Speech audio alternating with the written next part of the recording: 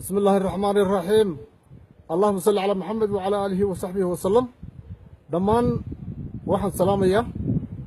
taageerayaashayda dadka reer awdal iyo gabiley iyo dhammaanba dadka ummadda Soomaaliyeed waan salaamaya salaam qaaliya wa salaamu calaykum wa rahmatullahi wa barakaatuh salaamta islaamka intaa ka bacdi muddo ayaan la igu arkin miidiyaha hadal badan ee Soomaaliba wuxuu tari waayay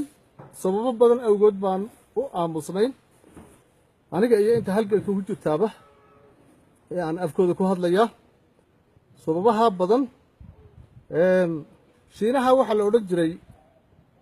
wax badan buu qabtay wax badan ma sheega bay Mareykanka iyo ku dacaadan jireen Yurubiyaanku wax badan sheegistu Soomaaliya wuxuu tari weyday muraadda la isku dhigay Soomaaliya wuxuu tari weyday miidiyaha lagu jiray Soomaaliya dhamaanteed buu wuxuu tari waayay gaar ahaan dhulkaan ka imanay waxaan dhalinyarada iyo shacabka reer awdal iyo gabiley u sheegayaa waxyaabo badan oo midnimadeenu ka mid ahayd oo ka dhibnaa inaanu qabanaynay inaan meel fiican hadda joogno oo aan wax tusi karno dadkeena inaan joogno ayaanu aamusnayn waayo waxaad weliba dhaqanka dadkeena moodaa dadka reer awdal sidii gobolkii Mareykanka Mansuuri ee naanaystiisu ahayd show me state waxay tus bay dadkeenu jecel yihiin inaan waxu tusno ayaanu ku tashanay annaga iyo halgabayaashayadu waxyaabo wanaagsan oo aan tusi doono oo dantiidu ku jirto ayaa iska soo daba sii dayn doonaa haddeed ama aad ku arki doontiin TV-yada iyo adduunkaba salaantaasaan maanta horta iyo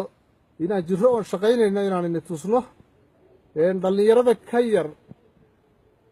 40 jirka ka yar rag iyo gabdhaba